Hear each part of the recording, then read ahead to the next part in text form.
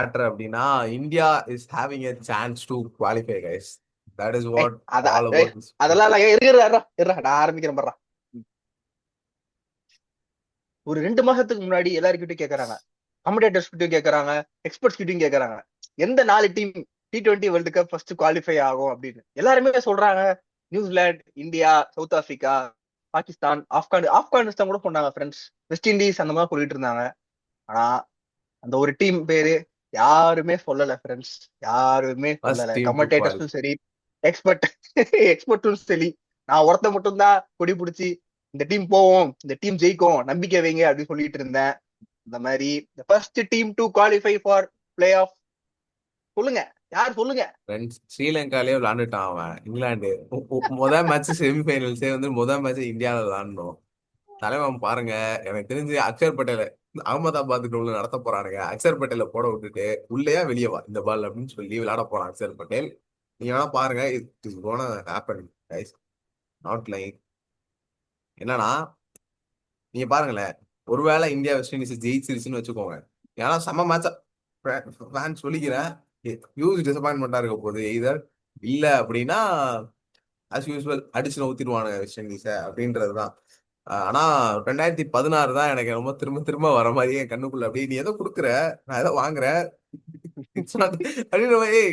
என்னடா ஏன்டா அப்படியே நடக்குது ஏன்? பணியாரமா? பணியாரம் பணியாரமா? இல்லையே. இல்ல இல்ல பணியாரம் இல்ல, வேற இட்ஸ் வேற நாட் வேற. அபவுட் பணியாரம். அதான் அந்த மாதிரி வேற ஏதோ. அதாவது எனக்கு ஏன் ஒன்னே ஒண்ணு புரியலனா இது ஏன் திரும்ப திரும்ப நடக்குது. வெஸ்ட் இண்டீஸ் கூட்டயே அடி வாங்கிட்டு இந்த தடவை வெளில போயிருவோமோன்னு பயமா இருக்கு. ஸோ எனக்கு வெஸ்ட் இண்டீஸ் நினைச்சாலும் ஒரு சைட் பாவமா இருக்கு. நல்ல டீம் அவனுக்கு இப்பதான் திரும்ப வந்துட்டு அந்த ரீகெயின் பண்ணி டேரன் சாமி பாருங்க. கவலையே இல்ல ஃப்ரெண்ட்ஸ் நேத்து மேட்ச்ல. அதாவது அவன் டீம் வந்து 84 for 7 இருக்கு.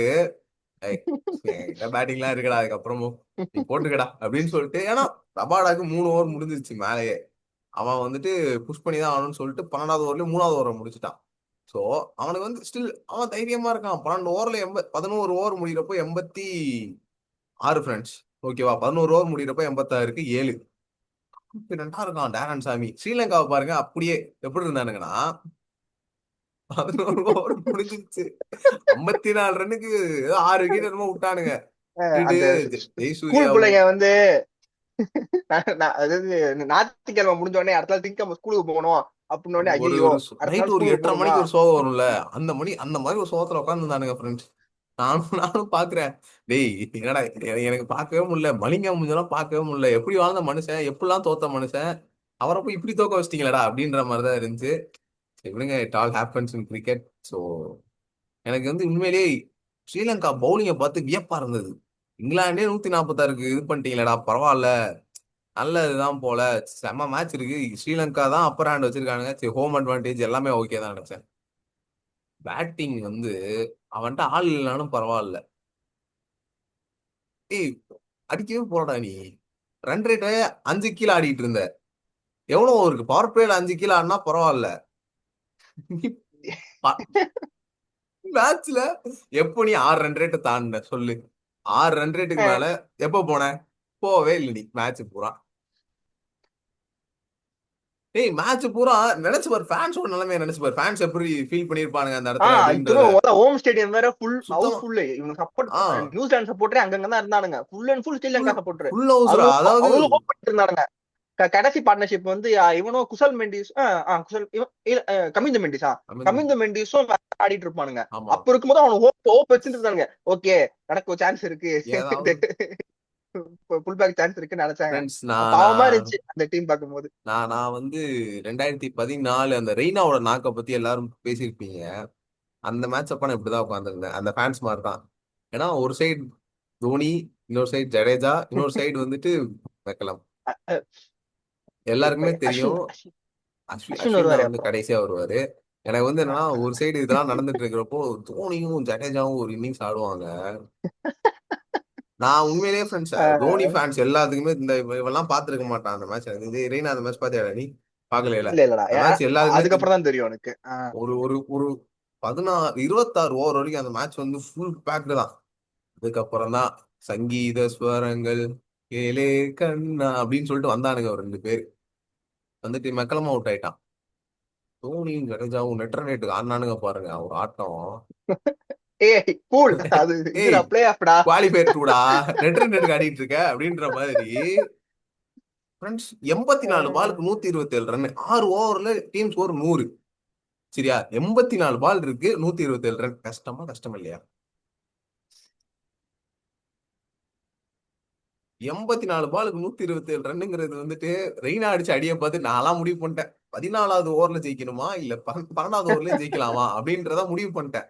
முடிவு பண்ணிட்டு உட்காந்து பாக்குறேன், தோனியும் ஜடேஜாவும் ஒரு நாக்கு ஆடினானுங்க. ஜடேஜா தான் 14 பாலுக்கு 7 ரன்னு. டப்பு டப்புன்னு அப்ப அந்த நைக்கு பேட் வேற வச்சிருப்பான். பெரிய பெரிய எப்படின்னா விராட் கோலி நினைப்பு, 2013 விராட் கோலி நினைப்பு. பேட் இப்படி சுத்துறான் தம்பி, இப்படி சுத்தி 2 தடவை பிடிச்சான் தம்பி. நான் பார்த்துட்டு சரி முடிவு பண்ணிட்டேன், இவன் ஏதோ பண்ண போறான், பெருசா பண்ண போறான்னா. தோனி வந்து தலைவன் யூஸ்வலா ஒரு நாக் அவுட் இறங்கி வந்து ஸ்டொக் வச்சுட்டு அப்படியே ஸ்டே அப்படின்னு. அதெல்லாம் விண்டேஜ் தோனிகிட்ட தான் டெஸ்ட் கிரிக்கெட்ல இருந்து பாத்துக்கிட்டு இருக்கேன் ஃப்ரெண்ட்ஸ். சீரியஸா இறங்கி வந்து ஒரு ஸ்டொக்கோ போப்ல. அதெல்லாம் அதாவது அடிக்க போறான், எஸ் இறங்கிட்டான் அப்படின்னு நினைப்போம். But I hate other ideas அப்படின்னு சொல்லிட்டு என் தலைவன் வந்து பச்சக் அப்படின்னு சொல்லிட்டு ஸ்டொக்கோ பாச்சு எங்கேயோ பேசிட்டு எங்கேயோ போயிட்டோம் பாருங்க. அதான் ஸ்ரீலங்கா வந்து சரி. அப்படி ஒரு டிஃபீட் பார்த்துருக்கானுங்க. ஜெயசூர்யா வாஸ் நாட் ஹாப்பிலாம் சொல்ல மாட்டேன். அந்த ஆள் போயிட்டு எனக்கு தெரிஞ்சு உள்ள போயிட்டு லத்தி சார்ஜ் தான் என்ன தெரிஞ்சு பலார் பலார்னு அடிக்க போறான் எல்லாத்தையும். நானே இங்க நானே பாருங்கடா, அடிப்பேடா. அதான் கடைசி மேட்ச் பாகிஸ்தான் கூடவா, வெளியே போயிட்டானுங்க. பாகிஸ்தானை போட்டு முத்து முத்து முத்திக்கிட்டு இருப்பானுங்க, போட்டு 200 210 அப்படின்னு.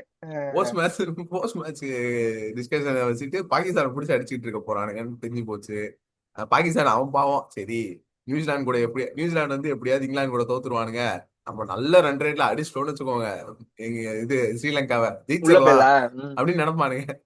அவனுங்க அதுக்கு மேல சோக் பண்ணிட்டு இருப்பானுங்க. பார்த்தா அப்பன்னு பார்த்தா தீக்ஷனா வெறி கொண்டு எரிஞ்சிட்டு இருப்பான் வந்து. தீக்ஷனா இந்த வைங்க அப்படின்னு.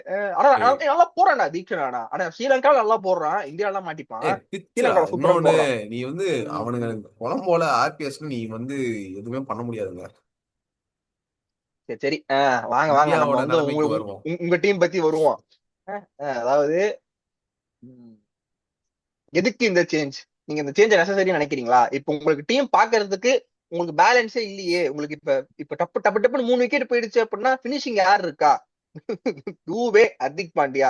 நான் என்ன கேக்குறேன், பினிஷர்னு ஒண்ணு இருங்க இல்லவே இல்லையே. பினிஷர் இல்லையா? சரி, நான் என்ன கேக்குறேன், முதல்ல இனிஷியல் இருக்கா?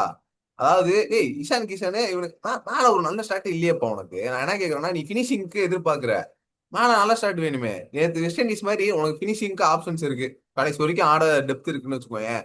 Initial start, power play decent score. ஏ ஏன் வந்து ஆனா உனக்கு ஸ்ரீலங்கானால ஏன் வந்து சொல்லு நல்ல சொல்லு. ஸ்கோர், நல்ல ஒரு 160 சேஸ் பண்ண முடியலன்னா, காரணம் ஒரு 3 விக்கெட் விட்டதுக்கு அந்த நீ சொல்ற பினிஷர்ஸ் இருக்கானுங்கல்ல, அவனுங்க மேல வரானுங்க, தப்பு பண்றானுங்க, அதெல்லாம் ஓகே தான்ப்பா. டெப்தே இருந்தாலுமே அடிக்க போக முடியாது உன்னால. புரியுதா? அடிக்க போக முடியாது பாய். ஏன்னா இனிஷியலா உனக்கு ஒரு ஸ்டார்ட்டே கிடைக்கல. சோ அதுக்கு சஞ்சு சாம்சன் உள்ள கொண்டு வந்தது என்ன கேட்டா நல்ல மூவா தான் இருந்துச்சு. ஏன்னா ஒரு 24 அடிச்சான், ஓகே நல்ல ஸ்கோர் தான். 24 ஆஃப் 15 பால்ஸா.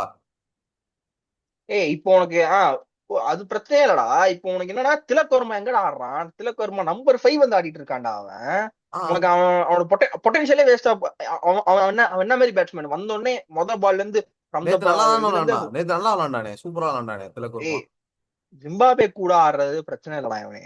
நீ பார்த்த அப்படின்னா எப்படி சொல்றது, திலக் வர்மா என்ன மாதிரி கைண்ட் ஆஃப் பிளேயர்னா, கொஞ்சம் டைம் எடுத்து அவன் பவர் பிளேக்குள்ள இருந்து வந்தாதான், பவர் பிளேல கொஞ்சம் கொஞ்சம் கேப் ஃபைண்ட் பண்ணி டைம் எடுத்து ஆடுற பிளேயர் So அவன். where you அவனை want வந்து me to fit Tilak Verma then in place of Sanju Samson? Arey, what is this? So ஏய் in place of Ishan Kishan, arey, what is this? ஏய் array what. Array அதாவது அப்புறம் ஏய் புரிஞ்சுக்கடா, அதாவது by நல்லா தோத்துட்டு வரவே இருக்கு. இல்லடா அவன். தோத்துட்டு போன மாதிரி தோத்துட்டு இன்டர்வியூக்கு அவன் வரவே இல்ல. வேற யாரோ பவுலிங் வச்சு ஃபீல்டிங் வச்சு அனுப்பிச்சு விட்டுருக்கான். ஏய் நீங்க போய் பேசுங்கடா, நான் ஜெயிச்சுட்டு வந்து பேசுறேன் அப்படின்னு சொல்லி. ஜிம்பாப்வே கூட வேற சிக்கிட்டானுங்க. ஃப்ரெண்ட்ஸ் எனக்கு ஒரே ஒரு ஆசை தான் ஃப்ரெண்ட்ஸ், என் தலைவன் வந்துட்டு சஞ்சு சாம்சன் எப்படி கத்துனானுங்கன்னு பாத்தியாடா? ஏன்னா பாய் யாவருக்கா மொட்டைக்கே கத்துனானுங்க, சஞ்சு சாம்சனுக்கே அப்ப கொடூரமா கத்துனானுங்க. புரிஞ்சுக்க, ஒருவேளை அதாவது தலை தலை வந்தாருன்னா. எக்ஸ் பிளேயருக்கே கத்தும் போது கரண்ட் பிளே கத்த மாட்டோமா? மீன் கரண்ட் நல்லா இருக்கு. விளையாண்டதே இல்லடா, இன்னும் ஓசி ஓசி விளையாண்டது இல்லடா. மொத 4 பாலுக்கு ஆளுக்கு வச்சாச்சு, கடைசி 4 பால் அது போல ஆளுக்கு நடுவுல மட்டும் ஆரோட இடம் புடிச்சு போடு, ஜெயிச்சிடலாம்.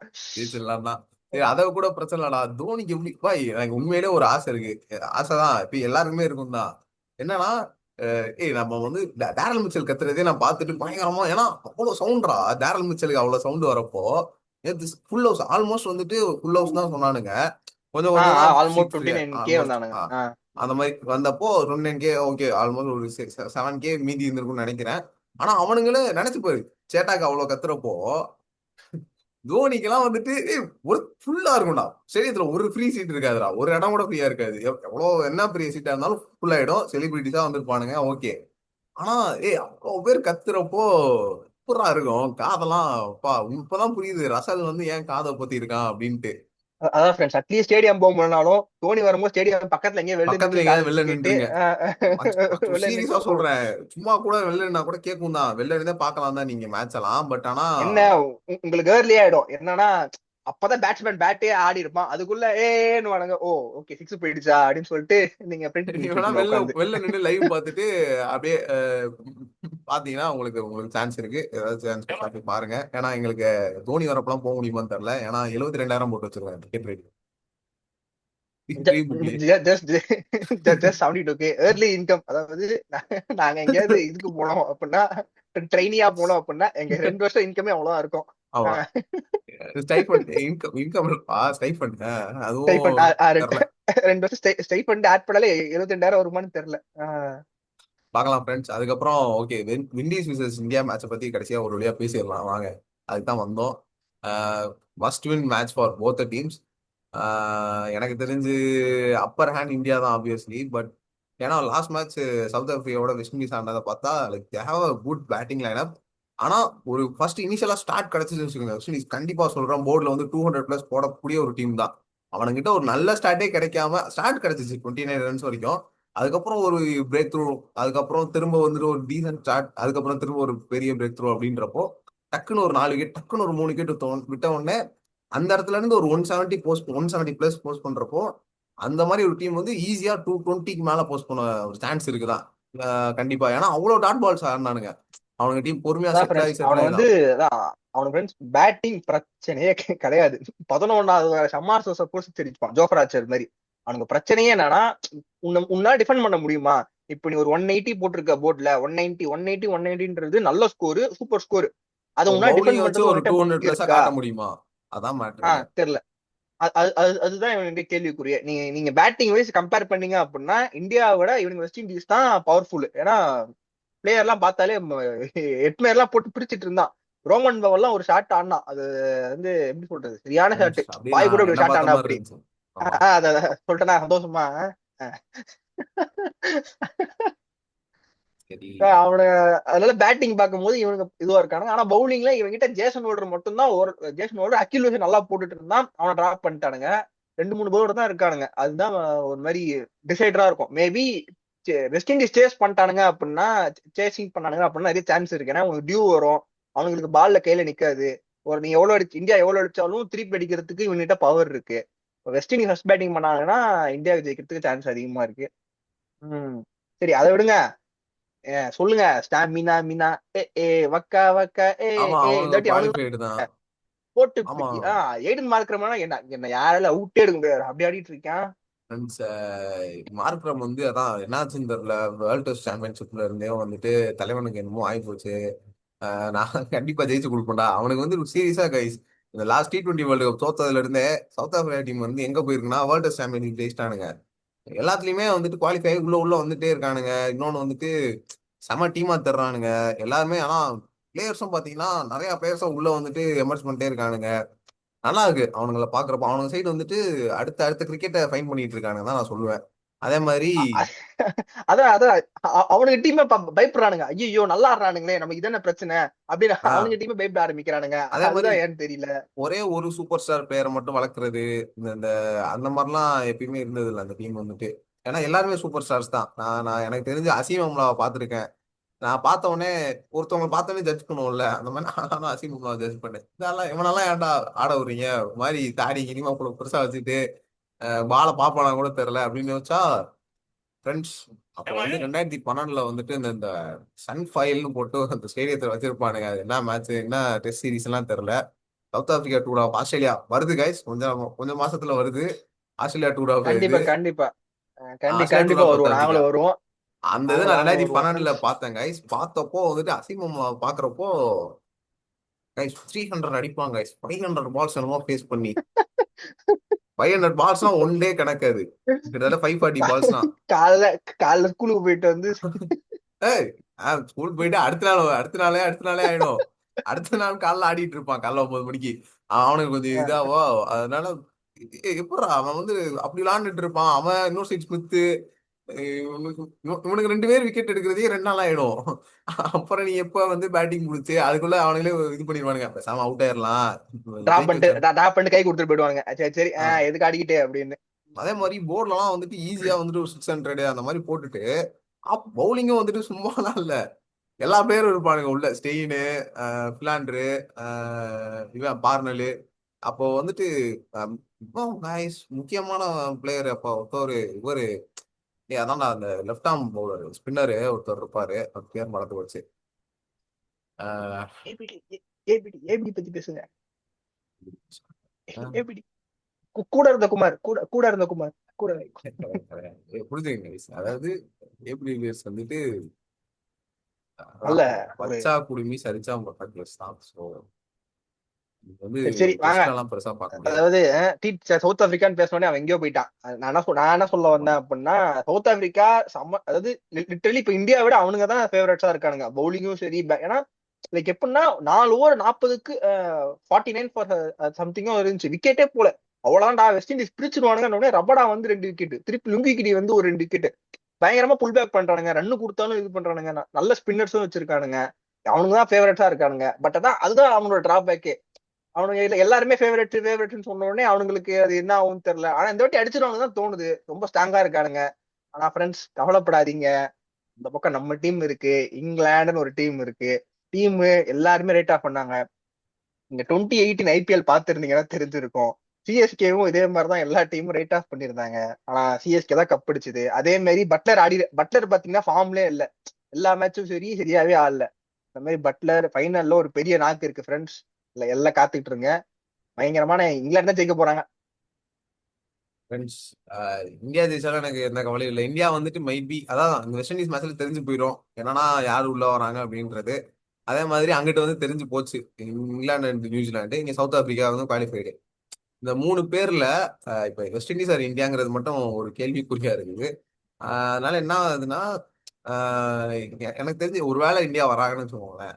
கண்டிப்பா இந்தியாவுக்கும் இங்கிலாந்துக்கும் செமிஃபைனல் வரும். Semi-final India versus England already ஒரு ஒரு மேட்ச் அவன் ஒண்ணு ஜெயிச்சா அவன் ஒரு செமிஃபைனல் ஜெயிச்சா அவனோட டிரா த மேட்ச்டா அப்படின்னு சொல்லிட்டு போயிடுவானுங்க. ஒருவேளை நியூசிலாந்து தான் அங்க செகண்டா முடிச்சிருக்கான். இங்க வந்து இந்தியாவே இல்லடா. ஜெயிச்சாலும் இப்ப இன்னைக்கு நடக்கிற மேட்ச், இன்னைக்கு இங்கிலாந்து நியூசிலாந்து, ஆஹ் இன்னைக்கு நியூசிலாந்து ஜெயிச்சுட்டான் அப்படின்னா அவன் மேல போயிடுவான். அவன் மேல போயிடுவானா. சோ அதான் அங்க இருக்கு சான்ஸ் இருக்கு. இந்தியா versus நியூசிலாந்து வர்றதுக்கும் சான்ஸ் இருக்கு. ஆனா எனக்கு வந்து என்னன்னா ஆஹ் நியூசிலாந்து ஜெயிச்சாலும் பிரச்சனை இல்லை. நாங்க நியூசிலாந்து மேட்ச் போனோம் சேப்பாக்கல இருந்தப்போ. ஸோ எங்களுக்கு நியூசிலாந்து சப்போர்ட் பண்றதுக்கு எந்த ஒரு ஆட்சேபனும் இல்லை. எனக்கு இந்தியா சப்போர்ட் பண்றதுக்கு எந்த ஒரு இதுவும் இல்லை. சவுத் ஆப்பிரிக்காவும் பாவம் ஒரு டீம். இங்கிலாந்து வந்தா மட்டும்தான் யாரு அடிச்சு அவன் இங்கிலாந்து சப்போர்ட் பண்றான் வேற. எனக்கு இங்கிலாந்து தவிர்த்து இந்த 3 டீம் கப்பு வெஸ்ட் இண்டீஸே கப்பு ஜெயிச்சாலும் எனக்கு பிரச்சனையே கிடையாது. இங்கிலாந்து மட்டும் ஜெயிப்பாங்க. அதுதான் என்னோட கருத்து. ஜெயிக்க கூடாதுடா. ஆனா சும்மா சொல்லக்கூடாது. நானும் நினைச்சேன் ஹாரி ப்ரூக் ஓவர் ரேட்டட். டேலண்ட்லாம் இருக்கு.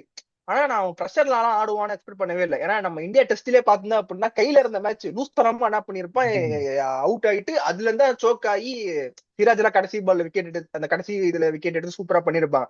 சரி ஓகே இவன் ப்ரெஷர் தான் ஆட மாட்டான் போல அப்படிதான் நினைச்சிட்டு இருந்தேன் ஹாரி ப்ரூக். ஆனா சூப்பரா ஆடினா கேப்டன்சி பொறுப்பெடுத்து ஒரு மாதிரி அசால்ட்டா ஆடிட்டு இருந்தான். அந்த பக்கம் விக்கெட் ஃபர்ஸ்ட் போயிடுச்சு. அவன் வரும்போது 2 விக்கெட் போயிடுச்சு. பட்லரும் அவுட், சால்ட்டும் அவுட் ஒரே ஓவர்ல. இவன் ஆனா அப்படி வந்து ஆக்சிடேட் பண்ணி எப்படி அவன் டெஸ்ட்ல எப்படி ஆடினான் ஆஸ்திரேலியா கூட வந்து ஆஸ்திரேலியா விக்கெட்டே எடுத்துட்டு இருந்தாலும் நான் ஒரு பக்கம் ஆடுறேன், நான் ரன் அடிச்சுக்கிட்டே இருப்பேன், ப்ரெஷர் வச்சுக்கிட்டே இருப்பேன். சூப்பரா ஆடினான். நல்லா இருக்கு டீம் பாக்குறதுக்கு. அவன் ஏய் இல்ல இன்னொன்னு வந்துட்டு உனக்கு வந்து டீம்ல வந்துட்டு நீ இப்போ பட்லர் எத்தனை மேட்ச் வந்துட்டு லைக் ஒரு ஃபெயிலியரா இருந்தாலுமே அவன் டீம்ல வந்துட்டு அவன்கிட்ட சொல்லிடுவான் நீ இந்த இடம் தான் அப்படின்னு சொல்லிட்டு. ஒரு விராட் கோலிக்கு ரோஹித் சர்மாக்கு இது அந்த பண்ற ஒரு மாதிரி. சர்டனிட்டி இருக்கும். இப்ப மோஸ்ட்லி ஆஹ் சேஞ்சே கிடையாது. இந்த 10 பேரு ஓவர் 10 மட்டும் மாத்தி உட்கார வச்சுப்பானுங்க. அந்த அவன் மாதிரிதான். இப்ப ஸோ உனக்கு கான்பிடன்ஸுங்கிறது வந்து என்ன வரும்னா, ஏய் நான் ஒன்னும் நீ வந்து இதை பத்தி யோசிக்க மாட்டேன். நான் செலக்ட் ஆவனா மாட்டினா ம் அடுத்த மாசம் ம் ஆடணும், ம் இதை பத்தி யோசிக்க கேம் மாட்டேன். மட்டும் யோசிப்பேன். ம் ஒரு ம் சிஎஸ்கே அந்த மாதிரி பிரான்சைஸ்ல வந்துட்டு ஃபர்ஸ்ட் இதை தான் ஃபாலோ பண்ணிட்டு இருந்தானுங்க. ஏன்னா நீ வந்து சேஞ்சுங்கிற ஒரு விஷயத்துக்கு எல்லாருக்குமே தெரியும். சிஎஸ்கேல சேஞ்சா என்னடா சேஞ்ச் அப்படின்னா திடீர்னு பவன் நீங்க உள்ள கொண்டு வருவானுங்க. அந்த அந்த அதாவது மாதிரி பண்ணிட்டு இருப்பானுங்க. கதறிட்டு இருப்பானுங்க வெளில கமெண்ட்ரி ஃபேன்ஸ் எல்லாம், ஏய் இவனை ஆடுங்கடா, அவனை ஆடுங்கடா, பென் ஆஹ் ஸ்டோக்ஸ் ஏன்டா அவ்வளவு காசு கொடுத்து வச்சிருக்கீங்க அப்படின்னா ஐ தலைவர் வில் வருவாரு வந்துட்டு, ஐ வில் நெவர் சேஞ்ச் அப்படின்ற கோயிங் வித் மாதிரி. Same team. we will go with the same 11 அப்படின்னு சொல்லிட்டு அந்த ஆள் வாட்டுக்கும் போயிட்டு இருப்பான். அது அந்த சேஞ்சுன்ற ஒரு விஷயமே கிடையாது பிளேயிங் லெவன்ல. அதுக்கப்புறம் இந்த இம்பாக்ட் இது அது இதுன்னு வந்ததுக்கு அப்புறம் தான் யாரை உள்ள ட்ரீட் பண்ணலாம், பவுலர் இருக்கணுமா, பேட்ஸ்மேன் அந்த மாதிரி ஒரு ஒரு எப்படி சொல்றது, ஒரு சின்ன ஒரு கேஸ் நினைக்கிறேன். அது இம்பாக்ட் பிளேயர் ரூல் வந்துட்டு தயவு செஞ்சு தூக்கணும். எனக்கு வந்துட்டு அது அது தனியா ஒரு வீடியோ போடுறோம் ஃப்ரெண்ட்ஸ். நாங்க வந்துட்டு இம்பாக்ட் அது பிளேயர் வரும் வரும். ரூல் நாங்க வந்து ஃப்ரெண்ட்ஸ் ஐபிஎல் இது முடிஞ்சோடனே ஐபிஎல் ஐபிஎல் ஸ்டார்ட் ஆகுது. வந்தோடனே வரும் வரும். அந்த இம்பாக்ட் பிளேயர் ரூலுக்கும் சரி, அதுக்கப்புறம் அந்த அந்த அந்த கேட்ச் மேல போனா மாறுறதுக்கும் சரி. ஏன்னா அதுக்கப்புறம் ஐசிசிலேயே ஃப்ரெண்ட்ஸ் அதான். அப்புறம் இப்ப ஐசிசி வேற வேர்ல்டு கப் முடிஞ்சதுக்கு அப்புறம் நாங்க ஒரு பிளேயிங் லெவன் சொல்றோம், சிஎஸ்கே பிளேயிங் லெவன். ஏன்னா இப்ப எங்களுக்கு ஒரு ஓரளவுக்கு கிளாரிட்டி இருக்கு. ஏன்னா வேர்ல்டு கப்ல சில பிளேயர் எல்லாம் சூப்பரா பர்ஃபார்ம் பண்றாங்க, மேட் ஹென்ரியும் சரி, அகில் சரி. இப்போ எங்களுக்கு இதை பார்த்து ஓரளவுக்கு ஐடியா இருக்கு. ஓகே அப்ப வெஸ்ட் இண்டீஸ் ஆட வைக்கிறா அகில் ஹுசேன ஏய், தம்பி. இல்லடா நல்லா நான் ஒரு மேட்ச் தான் உட்கார வச்சான். ஒரு மேட்ச் பண்ணான், நல்லா தான் அதுதான். பண்ணியிருந்தான். வரும் ஐபிஎல் மாதிரி தம்பி வருவோம் ஃப்ரெண்ட்ஸ் தம்பி கண்டிப்பா வரும். நாதன் எலிஸ் இது வரையும் பாவம் ஃப்ரெண்ட்ஸ். ஏய் என்கிட்ட சீனியர் பவுலரே நாதன் எலிஸ் தான்டா. அதாவது ஃப்ரெண்ட்ஸ் ஜஸ்ட் இப்பதான் வந்துட்டு ஏதோ டெபியூ கொடுத்தான் கொஞ்சம் வருஷத்துக்கு முன்னாடி தான் நினைக்கிறேன் நாதன் எலிஸ். அதுக்குள்ள வந்துட்டு தம்பி நீ தான் சீனியர் பவுலர்ன்ட்டாங்க. என்னது நான் தான் ஃப்ரண்ட் லைன் பவுலர். ஏய் என்னடா சொல்றீங்க. அவனே யோசிச்சிருப்பான், நான் போடுற அளவுக்கு வீக்கா இருந்திருக்கீங்களா அப்படின்ட்டு. தெரியல ஃப்ரெண்ட்ஸ். சரி சரி அதான் ஃப்ரெண்ட்ஸ் பாருங்களேன், தான். ஆஸ்திரேலியா இல்லாத வந்துட்டு யாருக்குமே பெரிய ஒரு இதாவே தெரில. ஏன்னா இப்ப ஆஸ்திரேலியா இருந்திருந்தாங்கன்னா தான் அது ஒரு இதா இருந்திருக்கும். ஐயோ இருந்திருந்தாலும் இந்த மேட்ச் கஷ்டமா இருந்திருக்கும்டா இந்தியாவுக்கு. நினைச்சு பாரு, நீ ஆஸ்திரேலியாவை அடிச்சாதான் அதாவது நீ அப்பனா நீ பேக் டு பேக் குவார்டர் ஏய் ஃபைனல் குவார்டர் ஃபைனல் ஆற எனக்கு மாதிரி அதை நினைச்சா இருந்திருக்கும். கூட கஷ்டமா இருந்திருக்காது. கோலி ஃபேன்ஸ் எல்லாம் வந்திருப்பானுங்க. ஏய் யாரும் ஆஸ்திரேலியா வந்து கோலியா மட்டும் இருந்தாருன்னா 160 எப்படி சேஸ் பண்ணாரு தெரியுமா அப்படின்னு பேசிட்டு இருப்பானுங்க. டேய் 160 கஷ்டமான சேஸா காமிச்சதே அவன் தான்டா. அந்த மேட்சை போய் ஃபுல்லா எடுத்து பாருங்கடா தயவு செஞ்சு எல்லா சேஸ்லயும். பாகிஸ்தானோட ஃப்ரெண்ட்ஸ், நான் பொய்யெல்லாம் சொல்லல. 2016 வேர்ல்டு கப் பாகிஸ்தானோட ஒரு மேட்ச் இருக்கும். தோனி வந்து சிக்ஸ் அடிச்சு முடிச்சிருப்பான். டெண்டுல்கர் எல்லாருமே வந்து அந்த நேஷனல் anthem டெண்டுல்கர் தான் பாடியிருப்பான். சரிங்களா. உடனே வந்துட்டு அதே மாதிரி ஐயோ டெண்டுல்கர் பாடியிருப்பான உடனே "ஏய், டெண்டுல்கரே நீ மரியாதை எல்லாம் பேசுறியா அந்த மாதிரி அதெல்லாம் கிடையாது. அதான் வரும். சரி என்னன்னா பாட்டு பாடியிருப்பான். அந்த மேட்ச்ல வந்துட்டு ஒரு 53 ரன் வந்துட்டு ஒரு 48 பந்துகளில் அடித்திருப்பாரு ஃப்ரெண்ட்ஸ். அது வந்துட்டு எப்படின்னா 46 பந்துகள் என்னமோ அடிச்சிருப்பாரு ஃப்ரெண்ட்ஸ். அது ஒரு கொடூரமான இன்னிங்ஸ். நான் உட்காந்து பாக்குறேன், 130 ரன் தான்டா. சரி இவனுங்க சொல்ற மாதிரி அந்த லெஃப்ட் ஆர்ம் பேசர்ஸ் இதெல்லாம் கொஞ்சம் ஏர்லி விக்கெட்ஸ் எல்லாம் போயிருக்கும் தான். இருந்தாலும் ஆஹ் போயிருக்கோம். இருந்தாலுமே கோலி வந்து அந்த அந்த அதாவது அந்த சேஸ வந்துட்டு அப்படி கஷ்டமா காட்டுறதுக்கா என்னன்னு தெரியல. 130 போயிட்டு சாயங்காலம் வரைக்கும் அடிச்சிட்டு இருப்பான் அந்த ஆளு. சாப்பிடுறீங்களா? நம்ம ஃபேமிலி ஃப்ரெண்ட்லி சேனல், ஃபேமிலிஸ், ஐ மீன் ஸ்ட்ராபெரி வாங்கிட்டு வந்திருக்காங்க. ஷார்ட் ஸ்லீப் சப்ஸ்கிரைபர்ஸ் 70 பேர் இருக்கீங்க. நம்ம வந்து இப்ப 70 பேர் சேர்ந்து ஒரு மெகா குடும்பம் ஆயிட்டோம். அதுக்கு முன்னாடி வரைக்கும் வெறும் 30 பேர் சேர்ந்த மினி குடும்பமா இருந்தோம். அந்த 70 பேர் சேர்ந்த மெகா குடும்பம் ஆயிட்டோம். ஆனா வியூஸ் தேங்க்ஸ் தான் வர தேங்க்ஸ் மாட்டேங்குது. எல்லாருக்கும். எல்லாருக்கும் நன்றி. சுமாரா எல்லாருக்கும் நன்றி. சப்ஸ்கிரைப் பண்ண எல்லாருக்கும் நன்றி. சரி நன்றி. பாப்போம் அடுத்த வீடியோல பாப்போம். நன்றி.